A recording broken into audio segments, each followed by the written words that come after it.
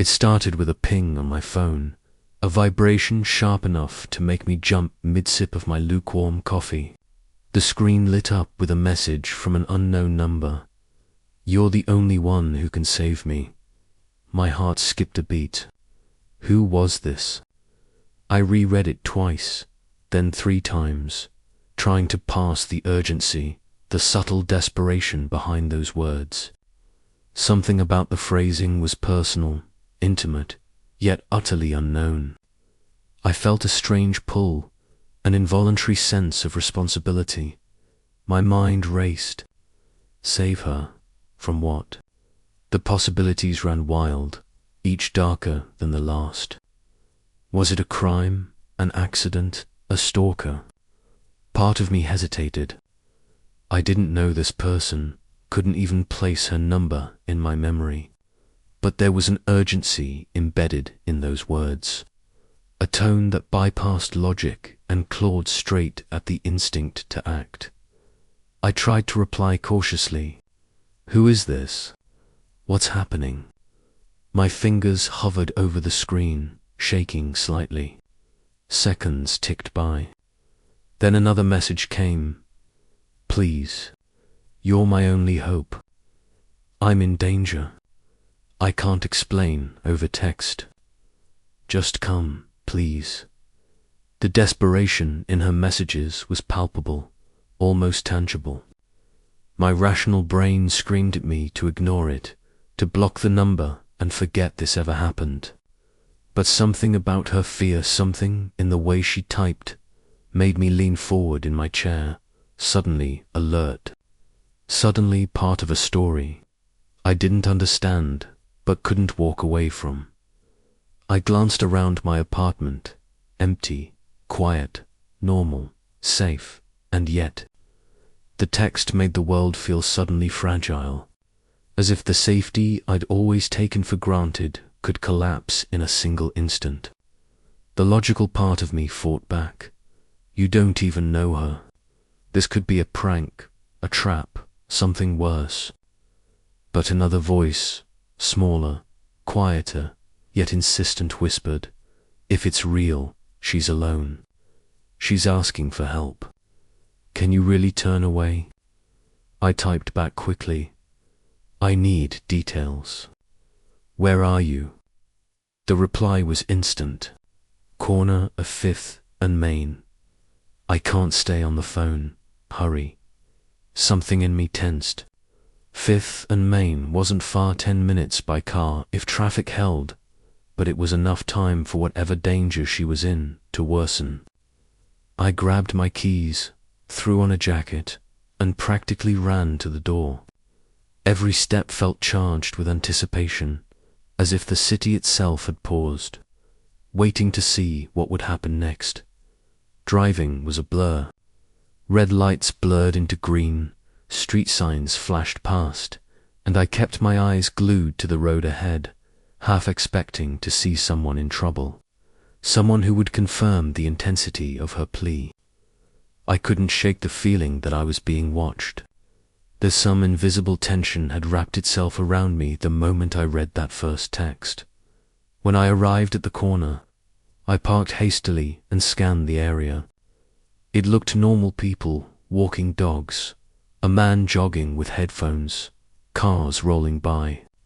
No one seemed out of place, yet my pulse didn't slow. My instincts were screaming that the danger was close, unseen but looming. And then I saw her. She was standing near a lamppost, her silhouette small against the dim streetlight. At first glance, she seemed fragile, almost out of place in the urban sprawl. She had that aura of vulnerability, that unspoken plea that had reached me through the digital ether. I started, unsure if I should approach. She turned, and for a moment, her eyes wide, frantic, almost panicked, met mine.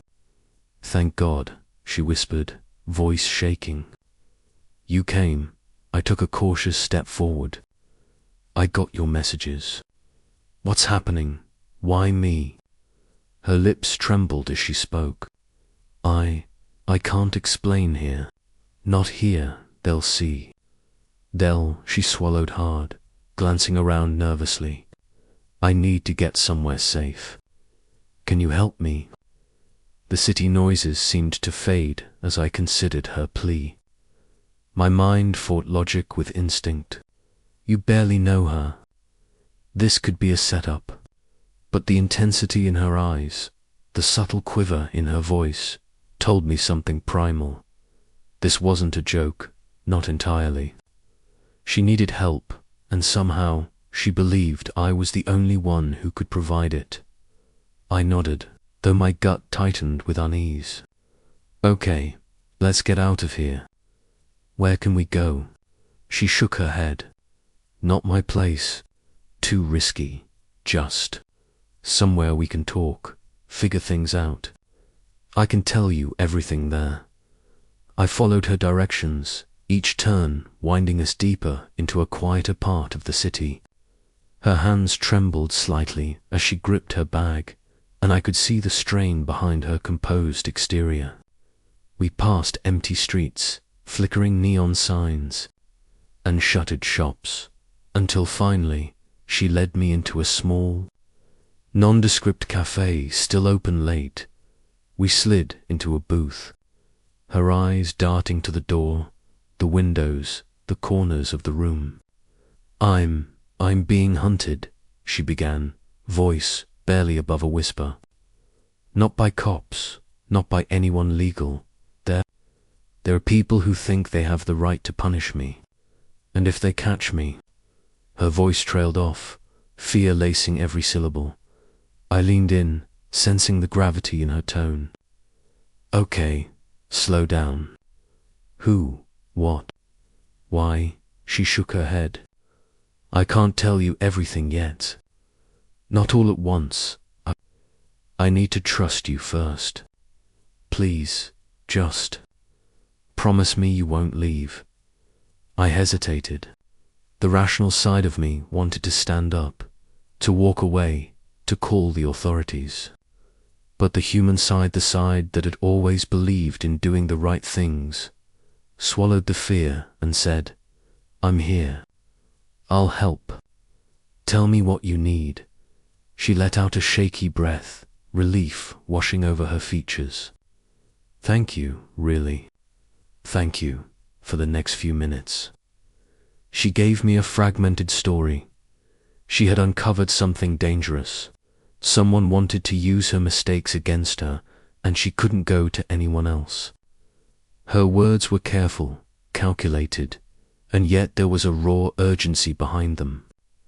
I could feel it like static in the air, something unspoken pressing down, a tension that didn't fully lift even as she spoke.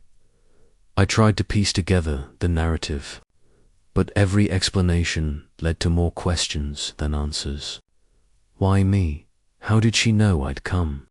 And most importantly, why had she reached out in such a dramatic way, seemingly without context? The cafe felt suddenly too quiet, the clatter of dishes and murmur of voices distant. I realized I had stepped into a world I didn't understand, a world defined by secrets, fear, and manipulation. And yet, despite every warning sign, every instinct telling me to stop, I couldn't, because, in that moment, I knew something simple yet profound. She needed me. And I, irrationally or not, couldn't turn away, and I wouldn't. The next morning, the weight of last night's encounter pressed down on me like a stone. I couldn't shake her words, her eyes, the way her fear had embedded itself into my chest. I spent hours trying to rationalize. It was a one-time panic, a desperate cry that didn't need to be acted upon. But something in me refused to let it go. I met her later at a small apartment. She insisted was safe. The building was unremarkable. The hallway dimly lit, the kind of place no one would think to check. As I entered, she glanced over her shoulder nervously. They don't know I'm here yet. I can't stay long. We have to be careful. Who are they? I asked, feeling tension coil in my stomach. She hesitated, biting her lip. People I trusted. People I thought were friends. I frowned, suspicion creeping in. Friends, or enemies masquerading as friends? Both, she muttered, voice trembling. It's complicated, but the bottom line, they want to hurt me, and somehow they're using me. Using everyone around me to get what they want. I nodded slowly, trying to absorb the gravity. The situation was stranger than anything I'd ever encountered, but the more she spoke, the more I noticed the subtle cracks in her story. Contradictions, half-statements, evasions. Her fear was real, but the details were sketchy, carefully measured. I decided to push. Look, I'm here to help, but I need the full story. Who exactly are these people, and why would they target you? What did you do? She looked away, eyes glossy. I made some choices. Choices I thought were right. But others, they're holding me accountable in ways I didn't expect. Ways I can't handle alone. Her words were deliberately vague, yet she exuded a compelling air of sincerity. I wanted to believe her. I wanted to help. Yet a tiny voice in my head whispered, trust, but verify. Over the next few hours, she guided me through a maze of small errands, ostensibly to lay low and gather information. Each interaction, each conversation, was layered with subtle tension. Every shop clerk, every passerby seemed like a potential threat. And yet, in her eyes, I saw genuine anxiety, the kind that could only be faked so convincingly for so long. We stopped at a small cafe to regroup. She sipped her coffee silently, and I studied her carefully. Her nervous gestures, the way she avoided eye contact at times, the occasional overcompensation in her story, it all hinted at something deeper. I realized that I wasn't just helping her. I was being drawn into a carefully orchestrated narrative. Can I ask you something? I ventured cautiously. Why me? Out of everyone, why did you text me? Her face softened, almost imperceptibly. Because I know you'll come. I know you can handle this, and because I needed someone I could trust, someone I could manipulate. The last word hit me like a cold wave. Manipulate. My heart stuttered. She was admitting half jokingly, half seriously, that she was aware of her control over me. I swallowed hard, feeling a mixture of betrayal and fascination. What do you mean? I asked, my voice tight. She leaned back, exhaling slowly. I mean, I needed a pawn. And I chose you. It's not entirely cruel maybe, but it's the truth. You were always reliable, responsible, predictable. Perfect for this little game. I blinked, struggling to process her words. The line between victim and perpetrator blurred. The urgency that had drawn me in yesterday now tangled with doubt and suspicion. My actions, my instincts, had been carefully choreographed into her plan, but even as the realization settled, another feeling emerged, a stubborn need to see it through. She was in trouble, real trouble. I sensed, and despite the manipulation, despite the half-truths, I couldn't abandon her. We left the cafe, moving through quiet streets, our steps echoing in tandem. She kept talking, revealing fragments of her story, betrayals, lies, secrets she had kept from everyone around her. And each fragment added a layer of complexity, making the picture less clear, yet more compelling. I noticed subtle patterns in her narrative. Each detail, each carefully chosen word, seemed designed to keep me engaged, invested, and increasingly reliant on her guidance. She was dangerously skilled at controlling perception, and yet she didn't seem entirely aware of the power she held over me. Or maybe she did, and she enjoyed it. By late afternoon, I realized we had walked miles without a clear destination. Every alley, every street corner felt laden with potential danger. She paused at a bench, turning to face me fully. "I need you to do something," she said softly. "Something that requires trust. Something that could change everything." I nodded cautiously. "What is it?" She leaned closer, lowering her voice to a whisper. "I need you to confront them. Not me, not anyone else. Just you two. You have to play your part perfectly. They'll respond to you differently than they would to me. You can be the key." The weight of her words pressed down on me. Confront them, me. The thought of stepping directly into her shadowy world, facing unknown threats, made my chest tighten.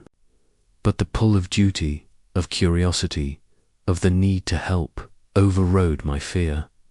I agreed. And in that moment, she smiled a fleeting, enigmatic expression that hinted at victory, triumph, and perhaps something darker. I didn't yet know the full scope of what she had planned, or the role I was about to play, but I was already in too deep. My choices, my actions, my loyalty, they were all becoming part of her intricate design, and somewhere in the back of my mind, a question nagged, persistent and unrelenting. Am I helping her, or being used? By the time the third night fell, the city felt like a maze of shadows and whispers. Street lights flickered overhead as if trying to warn me. Every step I took felt heavier, as if the knowledge of what she had confessed, that I was her pawn, had anchored itself deep inside me. Yet even with that weight, I couldn't walk away. I stood outside an abandoned warehouse on the edge of town, my hands cold despite the humid night air. This was the place she had marked on my phone. This was where I was supposed to confront them, the faceless figures she said were hunting her. My pulse pounded as I stared at the rusted doors, the graffiti-streaked walls, the broken windows that looked like jagged teeth in the dark. She stood beside me, her breath coming fast, her eyes darting toward every sound. "This is it," she murmured. "Inside, they'll be here soon. You have to go in first. They won't expect you." I turned to her, my voice low but sharp. "Enough. Before I step into this, I need the truth. All of it. No more fragments, no more half-stories. Tell me what's really going on." She hesitated, her hands trembling slightly. "I told you. They're dangerous. They ruined my life. They know I cut her off. You told me just enough to keep me on the hook. But you also told me I was a pawn. You knew exactly what you were doing. So tell me now, what's inside that warehouse?" For a moment, something flickered in her expression: fear, guilt, maybe even shame. And then she spoke, her voice barely audible. "They're not hunting me. I'm hunting them. They destroyed someone I loved. They tore my life apart, and now I'm going to tear theirs apart. You're here because you're believable. You're here because they'd never expect you to be part of it." Her words landed like a blow. My mouth went dry. "You used me to lure them here." She looked at me, eyes shining in the dim light. "I had no choice. They wouldn't come for me. But for you, someone clean, someone harmless they'll show. And when they do," her hand tightened around something in her bag, "I finish this." I took a step back, the reality crashing down. I wasn't her savior. I was bait. The sound of approaching footsteps echoed from within the warehouse. Shadows moved behind the broken windows. Voices murmured, low and sharp. Whoever they were here, and I was at the center of a trap I hadn't set. I grabbed her arm. This isn't justice. This is revenge. You're going to get us both killed. Her eyes hardened. I don't care. They deserve it. Every last one of them. I could see it now, the fire in her, the obsession that had consumed her. This wasn't about escape. This wasn't about safety. This was about retribution, no matter the cost. The doors creaked open, and 3 figures stepped out, their faces half hidden by the dark. They moved with the easy confidence of people who had been here before. One of them looked straight at me. "You're not supposed to be here," he said flatly. I swallowed hard, forcing my voice steady. "We need to talk." The man smirked. "Talk or trap?" Behind me, she shifted, her hand sliding into her bag. I realized she was reaching for a weapon. Time slowed. My heart thundered. In that split second, I saw the path diverge. Let her act, let the blood spill, or stop this before it turned into something irreversible. I moved. My hand closed over hers, stopping her from pulling the weapon free. She looked at me in shock, betrayal flashing across her face. "What are you doing?" she hissed. "Ending this," I said. The men stepped closer, tension crackling in the air. "You two better start explaining," one of them said, voice like gravel. I held my ground.